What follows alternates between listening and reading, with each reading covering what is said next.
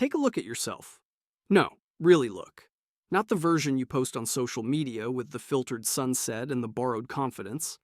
Look at the man staring back in the reflection of a cracked mirror in a bathroom that smells like mildew and failed dreams.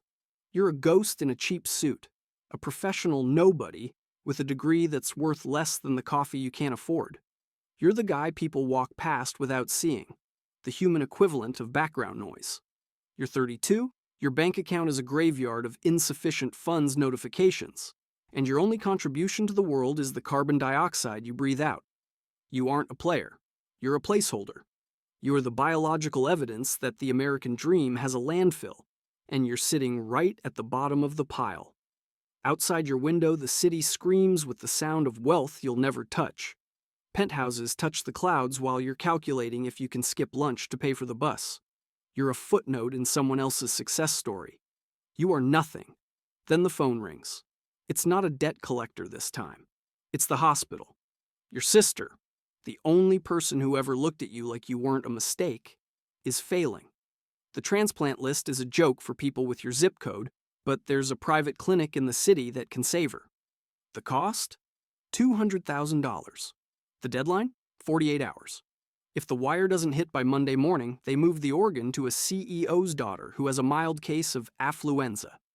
The world doesn't care about your potential. It cares about leverage. And right now, you have the leverage of a wet paper towel. You spend the next 6 hours calling everyone you've ever known. You swallow your pride until you're choking on it. You call your uncle, the one who made it big in real estate. He doesn't pick up. You call the bank. The automated voice tells you your credit score is a punchline. You even call that one guy from high school who everyone knows sells more than just vitamins. He laughs. $200K? You? Buddy, I wouldn't trust you with a $10 loan. You look like failure is contagious. The wall is hit. Every door is locked and the house is on fire. You realize that legal is just a word used to keep people like you in their cages. By midnight, you're standing in a cigar lounge that doesn't have a sign out front. The air is thick with the scent of fermented tobacco and old money. Across from you sits a man named Varga. He doesn't look like a movie mobster. He looks like a tired history professor who happens to wear a $50,000 watch. He is the bridge, the mediator. He's the guy who translates street violence into political contributions. And his previous translator just met a very permanent retirement. You have a clean record, Varga says, his eyes scanning you like a piece of meat. You have a law degree you don't use and a face that is perfectly, beautifully forgettable. I need a package delivered to Senator Sterling. It's not drugs, and it's not a bomb. It's a set of files that would turn his family man image into a snuff film. If he signs the zoning bill we need, the files stay with you. If he doesn't, you drop them at the press club. You get your $200,000. But if you blink, if you stutter, if you let him see the fear in your eyes, you don't leave the senator's office. Do we have an understanding? You look at the leather briefcase on the table. It's heavy, smelling of expensive hide and blackmail. This is the devil's handshake. You think of the rhythmic hiss-click of your sister's ventilator. You think of the way the world has treated you like a stray dog. You reach out. You take the handle. The moment the metal touches your palm, the man you were, the honest, struggling, pathetic man, dies. You've crossed the line. There's no shore left to return to. The task is a descent into a world where morality is a foreign language. You're standing in the lobby of the senator's private club, surrounded by the scent of expensive perfume and the sound of tinkling champagne flutes. You feel like a virus in a healthy body. But then you realize something. These people aren't healthy. They're just better at hiding the rot. You track the senator to the library. Your heart is a drum in your ears, but your hands, they're strangely still. You watch him. He's laughing, talking about public service, while his eyes scan the room for the next person he can use. You approach. You don't stumble. You don't stutter. You use the invisibility you've hated your whole life as a weapon. You slide into the seat next to him. "The wind is changing, Senator," you whisper, the phrase Varga gave you. The senator freezes. His political mask slips for a fraction of a second, revealing the predator underneath. You open the briefcase just enough for him to see the first page. The photos. The ledger. You see the blood drain from his face.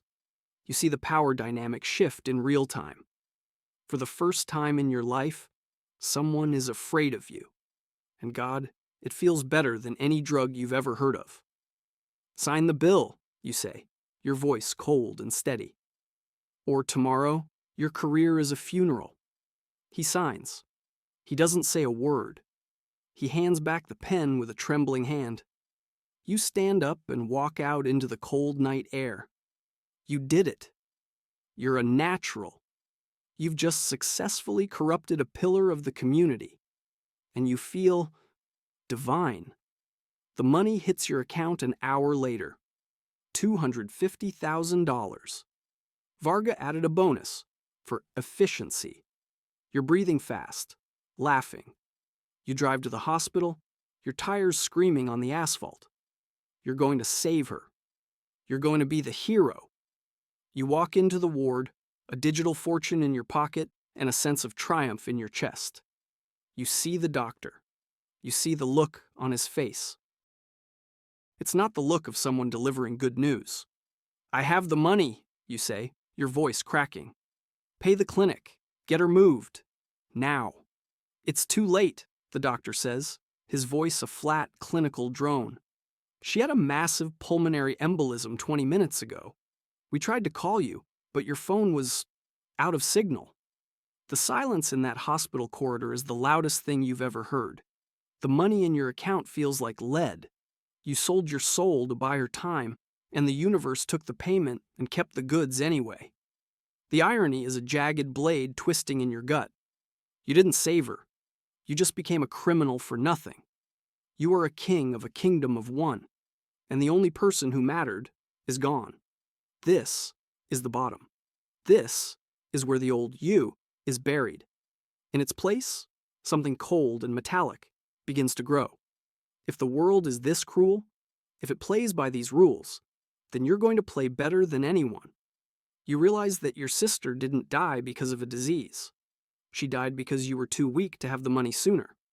You won't be weak again. The next 5 years are a blur of blood, ink, and expensive whiskey. You don't just work for Varga, you consume him. You realize that the nobodies of the world are the ones who actually run it.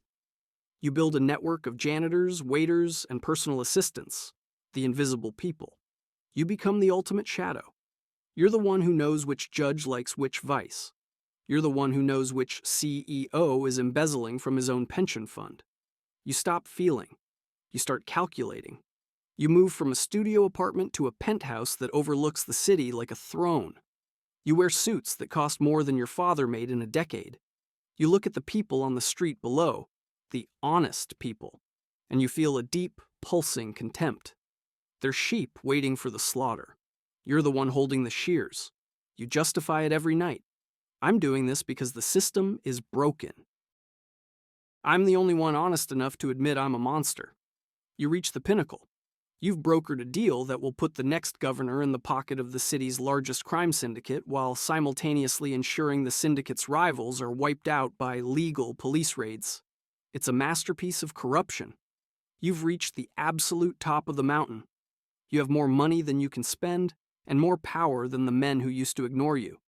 You have a protege now, a young kid named Elias, sharp, desperate, with that same hungry look you had in the mirror 5 years ago. You've taught him everything. You've given him the keys to the kingdom.